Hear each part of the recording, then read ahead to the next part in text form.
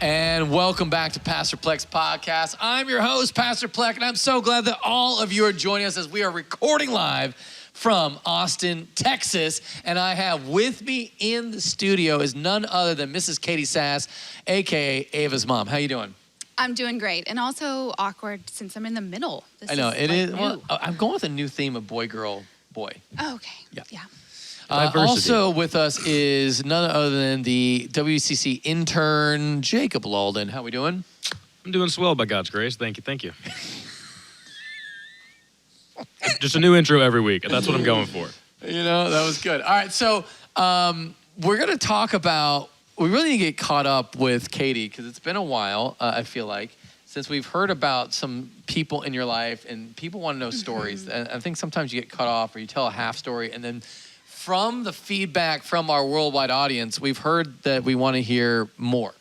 So what was some of that feedback that you got? Yeah, well, so last week I had a friend text me and say, hey, I need to know more about that rumor that was started. I need more details. So that was the rumor. I think we were talking about you teaching and there was a rumor started about you or? No, it was in school. So I was in high school. Oh, right. So when you were in school. Yeah. As a student. Yes. So it was my junior year, and my parents had divorced like in 8th grade. Mm-hmm. So probably a few years back. And but I never knew why. Like it was always a mystery. Like they always said, "Oh, you're too young. Like we're not going to talk to you about it." So I never really knew why they got a divorce, other than like, okay, I guess they just like gave up on marriage. Like right. I don't really know. Until I was I was in college, and I finally found out the truth of why they got a divorce. But then in high school, I got a little glimpse. So these girls started this rumor that my mom cheated on my dad. And so then they just went around saying, oh, Katie's mom's a slut. Oh. And, oh, yeah, she's like the town skank. Like, she just, like, sleeps with everybody. That's and brutal. It was mortifying. Like, yeah. I was like... How did you function? I didn't. That's why I ended up having to change schools, because then, like, another friend of mine, apparently he found, like, he claimed to have found naked pictures of my mom on his dad's phone. And like, it was just this is why I didn't go into it last time, because I'm like, there are so many layers and there's so much like rated R content that I could share.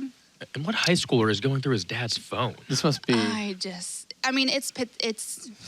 Pittsburgh, Texas. It's Pittsburgh, Texas. Yeah. Right. So basically, all of this crap was coming up, and I couldn't handle it. And then I was being kind of bullied by it, and like and then you know what junior in high school is like emotionally stable enough to like withstand this kind of stuff without freaking out. Right. And so I ended up, and then at home, I wasn't really getting along with my stepdad. And so that was just a whole thing. So I was having this like How long did it take before you went from parents married to having a stepdad? A year. That's a quick transition. Yeah. And so we just did not get along. And so I was having all of this like turmoil at school. School really sucked. And then home really sucked. And I was like, I don't want to live here anymore. And so my aunt and uncle in Dallas offered to let me come live with them. Wow. And so, so for like a semester, my junior year of high school, I lived in Dallas. Oh, where would you live in Dallas? Mansfield. Oh, yeah.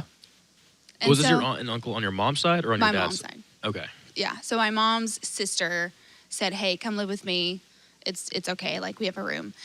And I was like, okay, great. And my mom was understanding. I mean, she was sad. Like, she was like, oh, I don't want you to go, but I understand if you, like, don't want to be here anymore. And so I went, and it was a great, like, restart. And then my senior year, my mom moved with my stepdad to his hometown, which was 8 hours away.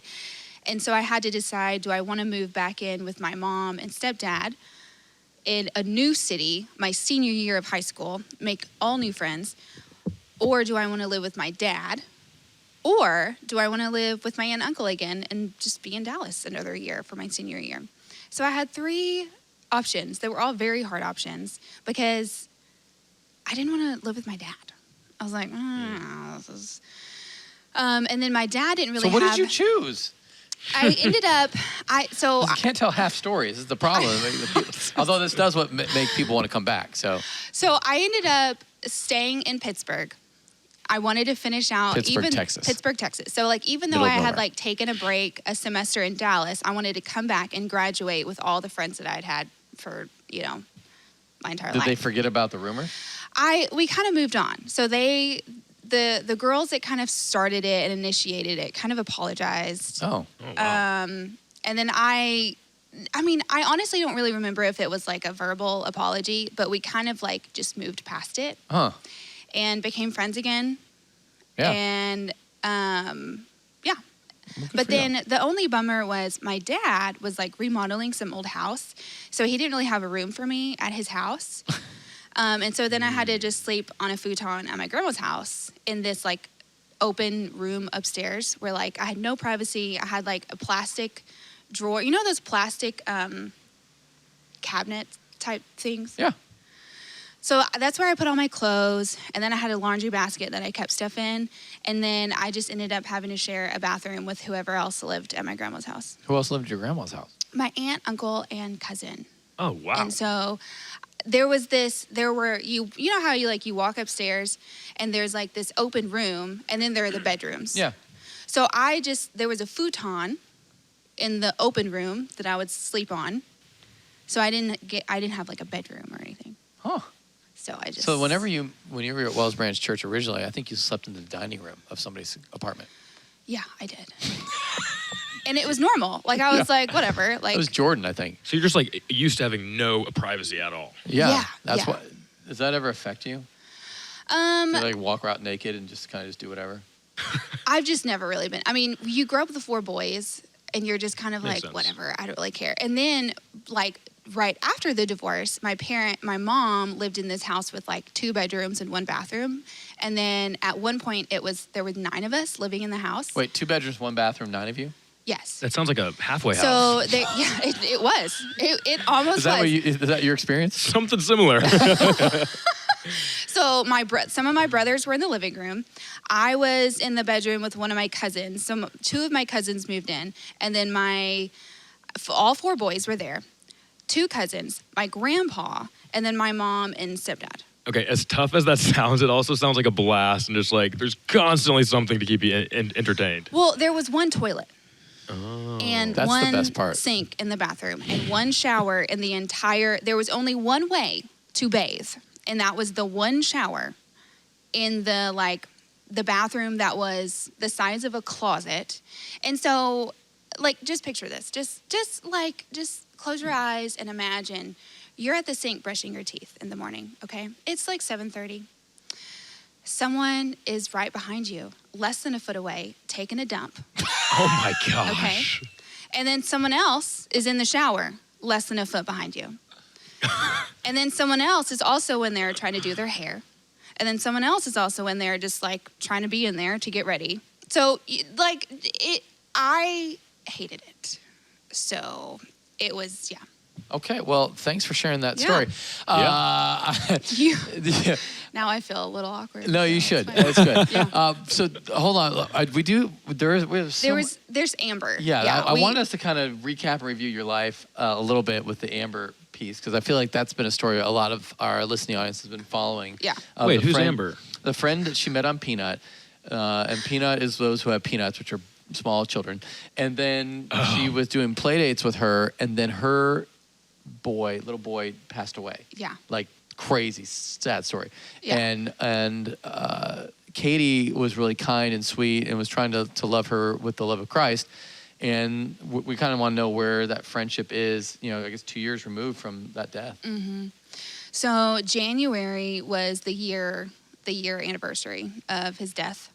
They found out they were pregnant last fall, this past fall, with a boy after having a miscarriage.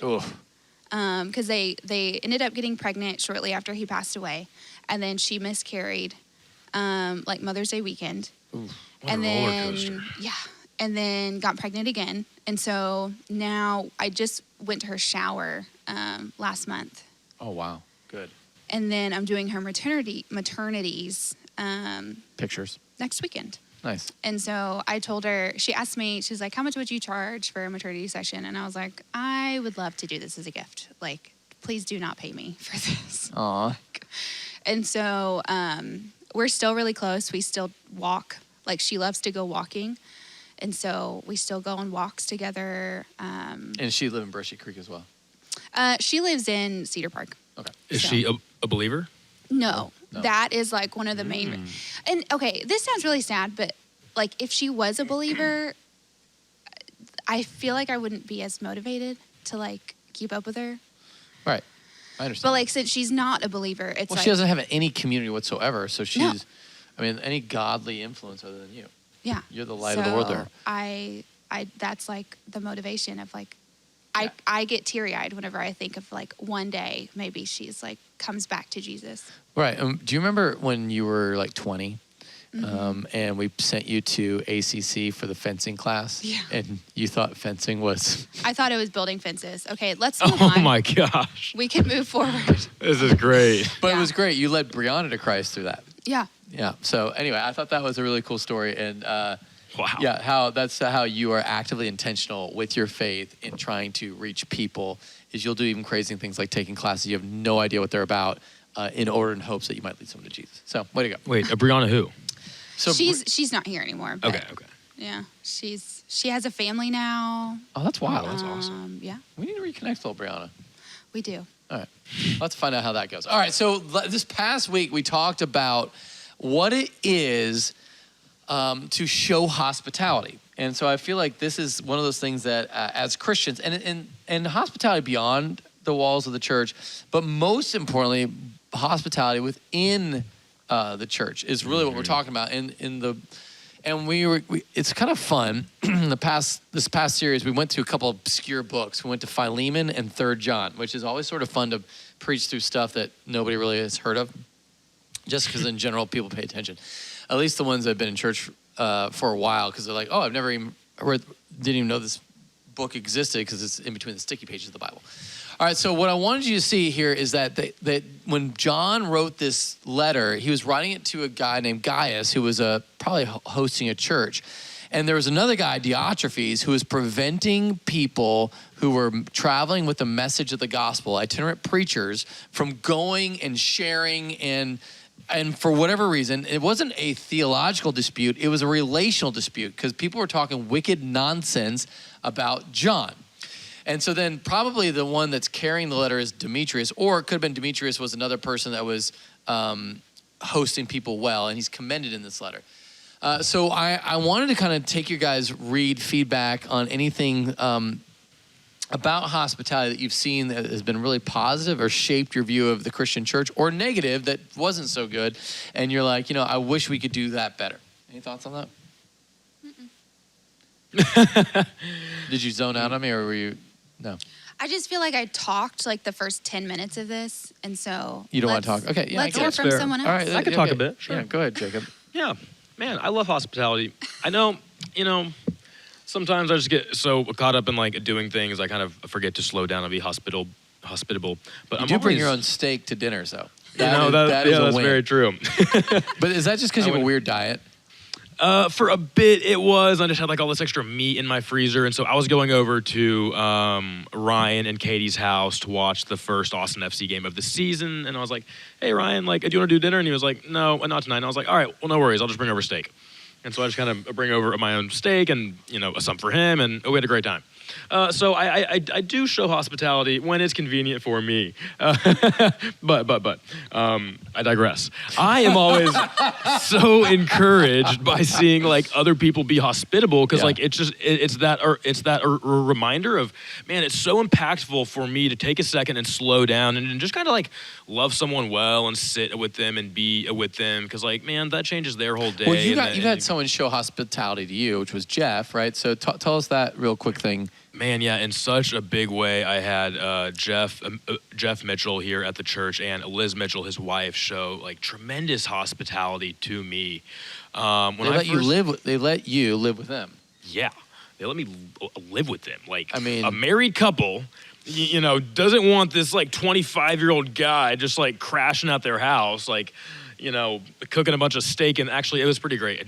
Jeff and I cooked a ton of steak when I was there. But, I just got out of rehab, and Jeff was discipling me. The best part about this, I just got out of rehab is really a great line, because in general, you don't trust your wife with a guy out of rehab. Oh, yeah. Like, Jeff completely just, took a shot, and he was like, Jacob, I want you to pray about me discipling you. And I did, and he started discipling me, and I got to know them well. Obviously, Jeff more than Liz, and so, Liz is really having to, stick her neck out for me. And she's like, all right, Jacob, I just need you to wash the sheets once a week. I don't think I washed them for, the 3 months I was there. What bachelor does. Right. That's hilarious. Yeah. And so that Who washes their sheets once a week? Apparently the Mitchells do. They're... Is that a thing? Yeah, I mean, when was the last time you washed your sheets? Well, we should be better about that, apparently. Well, I guess, if you're not... Hey, anyway, so let's go ahead and keep going. Yeah.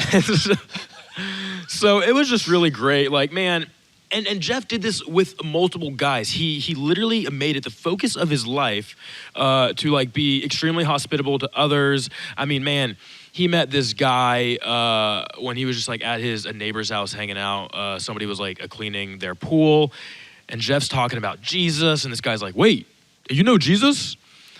And he's like, yeah, and they just strike up a conversation. Jeff invites him to church, and he puts this guy on blast. He tells the entire church, hey, I'm bringing this guy to church. Make sure you come say hi to him. His name is Kyle. And now Kyle is here at the church. He's super plugged in. He's actually now dating your sister. He's dating my sister. Wow. And it's been really cool because this is a guy who's at the church, wants to get involved. I see the Holy Spirit working in his life. So I'm like, all right, yeah, That's wild. This could work. And so Jeff doesn't only show hospitality to me, but others. And when you do that, it doesn't just change one person's life. It changes the body of Christ. It changes Wells Branch Community Church when one individual shows hospitality to another. Right. Yeah, and I think that's been really neat is that, so Jeff and Liz took you in, then they took Christian in, then they took Rocco in, and now they're looking to foster or adopt. I think that they are a true picture of what hospitality looks like and how we should be. And I think I've really gleaned a lot just from watching the way others, and because that's not really my cup of tea, hospitality. I'd rather be the center of attention and then have everybody else kind of do things. Yeah. But, what's been fun with my house on Tuesdays, I've actually really started to enjoy the hospitality element of that, of getting it ready, starting fires. I mean, bonfires, not Oh my gosh. Ryan has to shower literally every time he comes home. You also start fires. I do not let him get in bed unless he's showered. Yeah, well, me either. I mean, don't you shower every day? And if you wash the bed sheets once a week, like a Jeff and Liz, it probably wouldn't matter. Yeah, it probably wouldn't matter. But, man, cleanliness is next to godliness over there. Well, yeah, so I feel like that has been a real blessing for me. So it's preparing the grill, preparing the drinks, preparing the food, preparing all the things. It's been sort of a joy.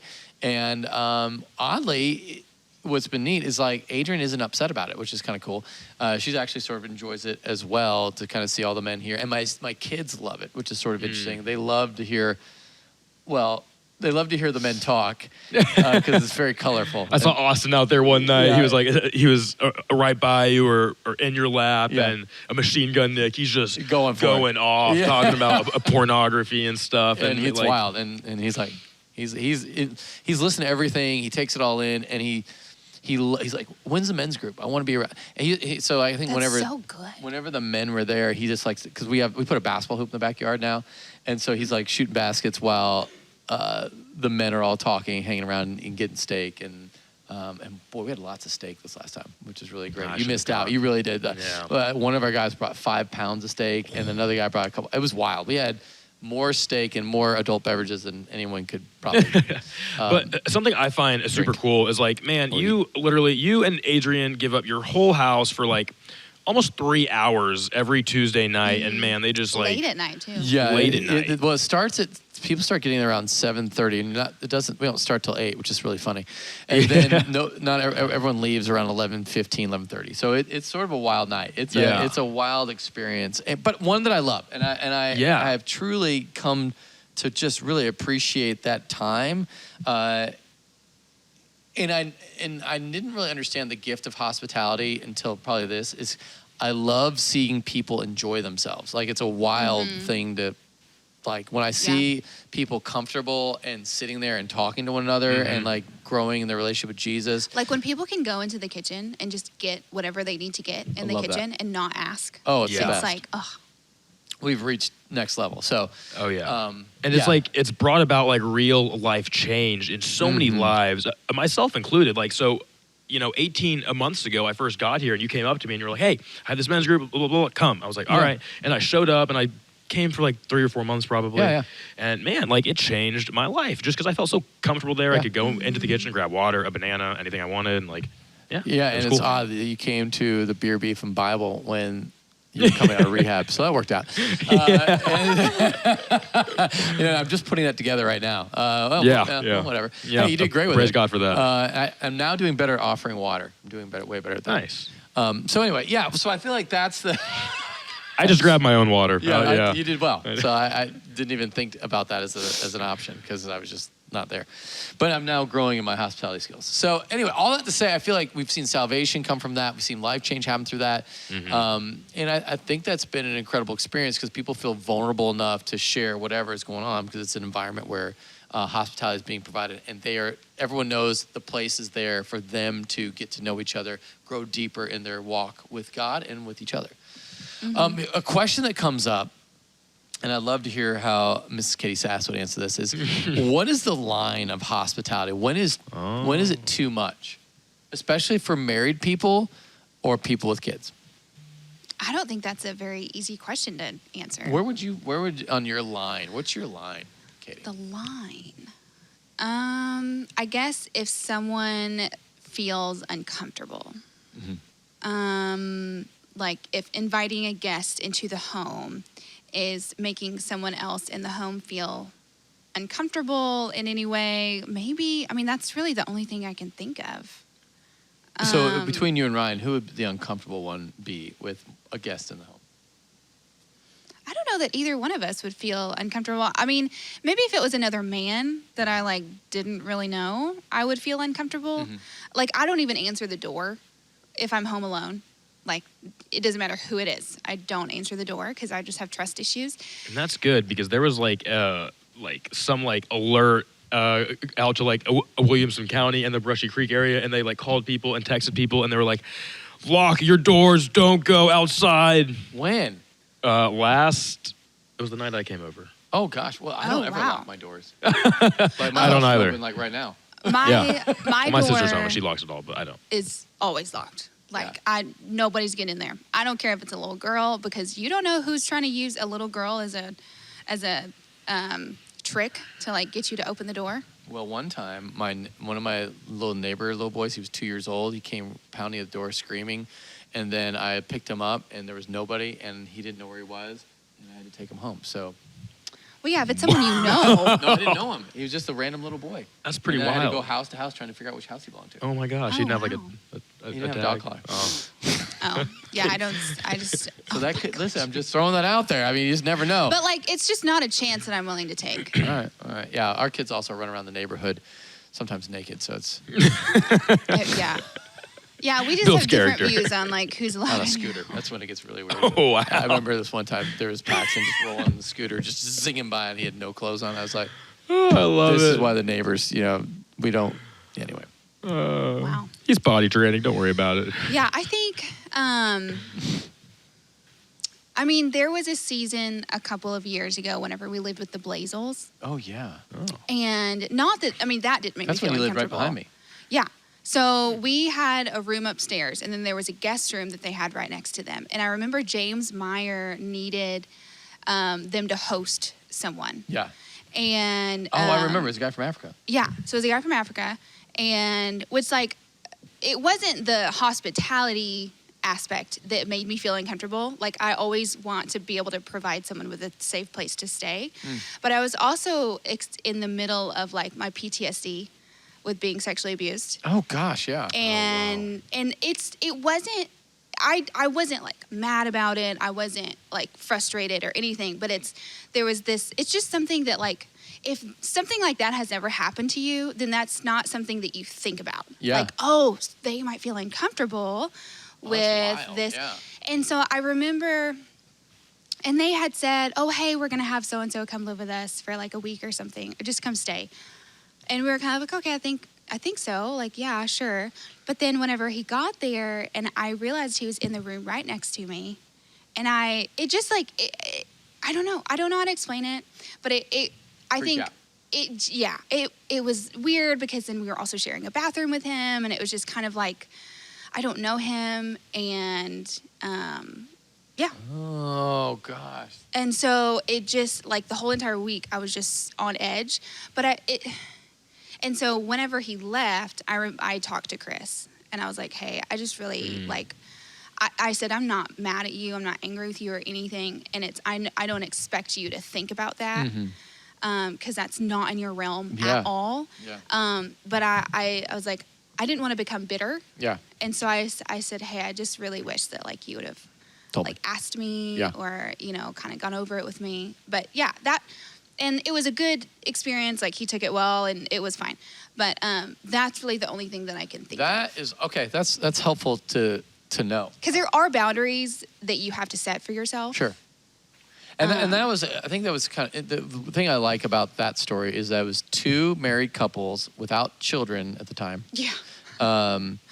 Having another guy live with them, and I wouldn't even think twice about that. Right, yeah. But that's good. That's really helpful. Yeah. Talk to me, and this is the question I asked Ryan last night. I said, how do you show hospitality to your spouse? So how do you show hospitality to your spouse?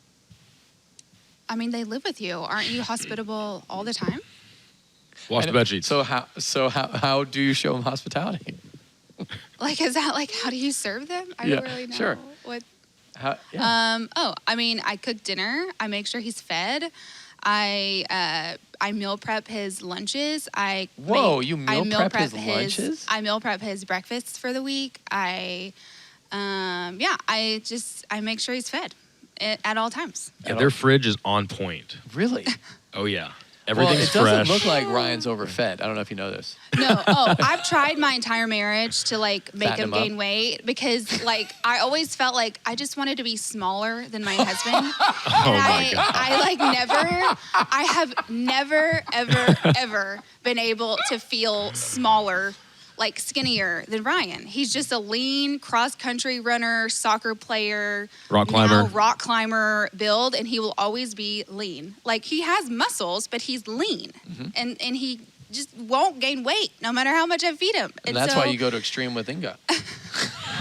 And so now it's like, oh my gosh. So anyways, no matter how much you feed him, he won't gain weight. Okay, it's a phenomenon. So this was great.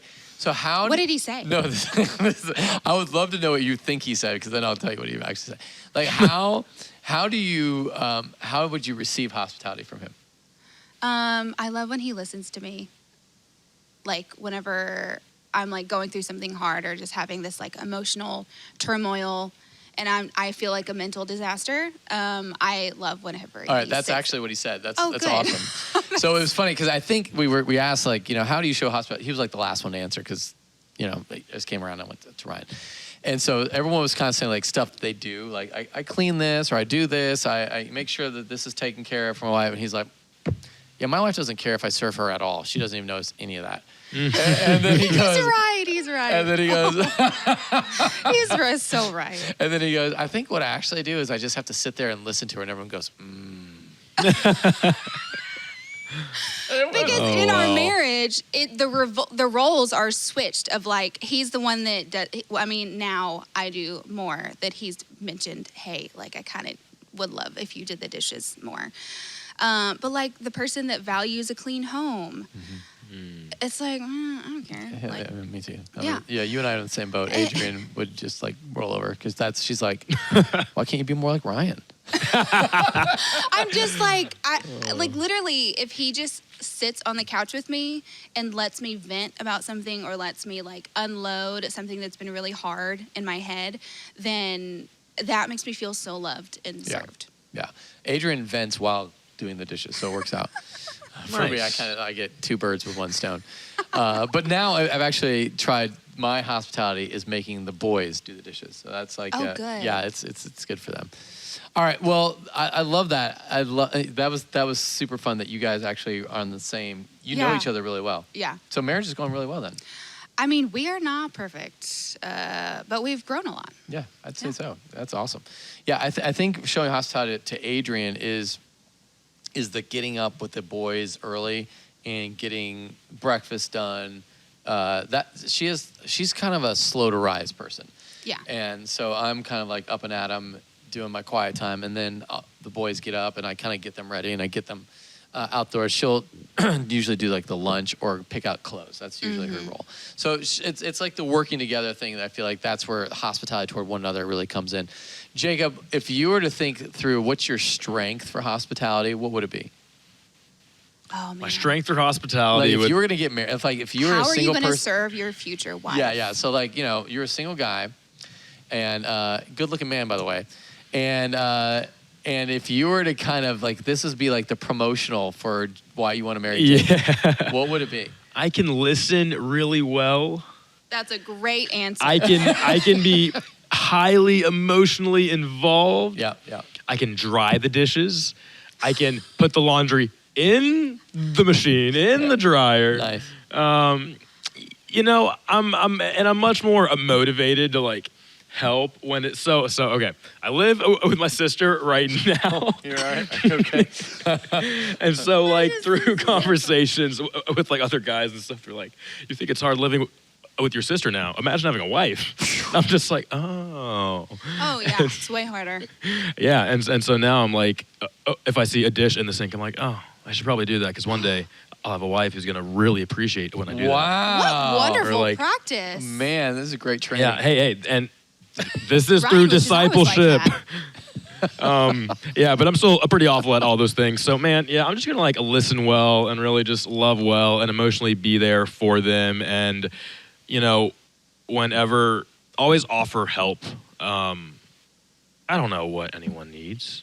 I can guess, but You're like, I'm available, whatever you need. That's right. I'm available. That's I'm a problem. teachable, and I'm faithful. That's a problem for some women because they want you to know what you're supposed to do. Yeah.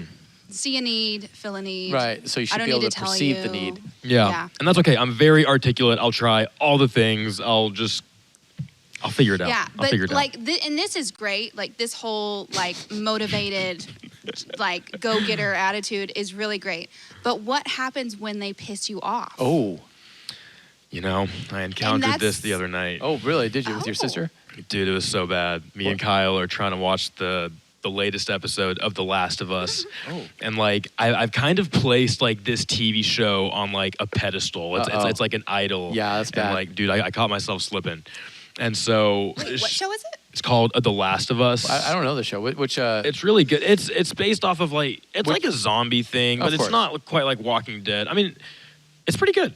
I think Cody recommended it. Yeah. And so, anyways, like I'm watching with Kyle, and there's like 5 minutes left, and Amanda starts walking downstairs, and I just hear her. She's talking to us, being loud, flipping all the lights on, and I just go. Right, which like Flipping lights on. it's her own home. Like she lives there. Like she's done nothing wrong.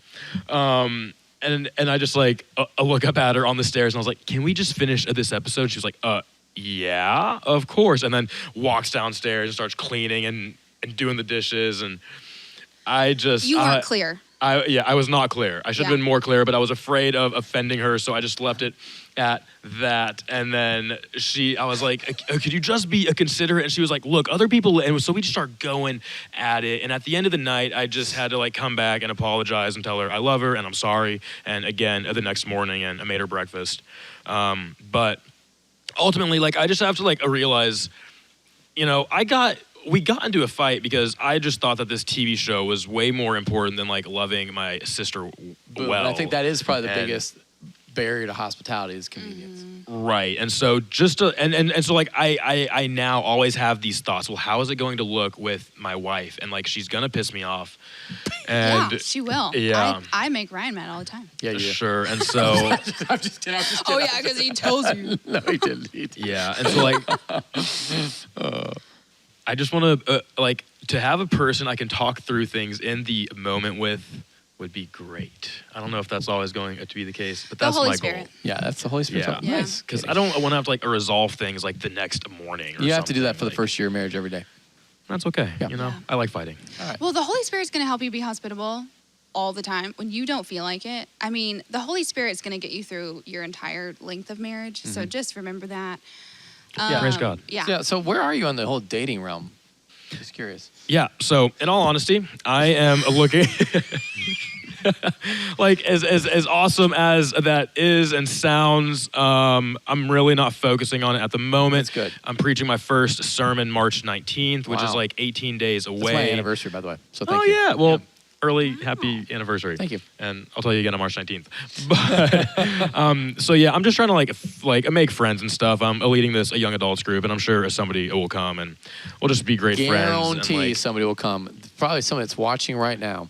probably. You're going to show up at Wells Branch Community Church looking for that just really stout, strong, that special someone. the special someone who's preaching the word. Yeah, you're right. And so like I need someone who just really loves Jesus and wants Jesus more than anything, and is also probably like super, I don't know, like organized or type A. I don't really know. I don't really care, honestly. I just need All someone that's who going loves to be Jesus. secondary. Yeah. Yeah. Yep. Okay. No, that's really good. Well, can awesome. tolerate Hey, me. listen, everybody. If you got questions, text us in at 737-231-0605. If you want to, if you're looking into, if you're interested in Jacob, let us know. Make a special text like gosh. interested in Jacob. Call the hotline. And call the hotline, and we'd love to follow up with you. And you can fill But out not an before application. March 19th. Yeah. So yeah, we're really looking forward to help out Jacob in his quest for marriage. Hey, listen, we love to talk faith, culture, and everything in between. Make sure you share and subscribe this podcast to all of your friends and maybe some of your enemies. We would love to interact and really speak into their lives through this podcast. So from our house to yours, have an awesome week of worship.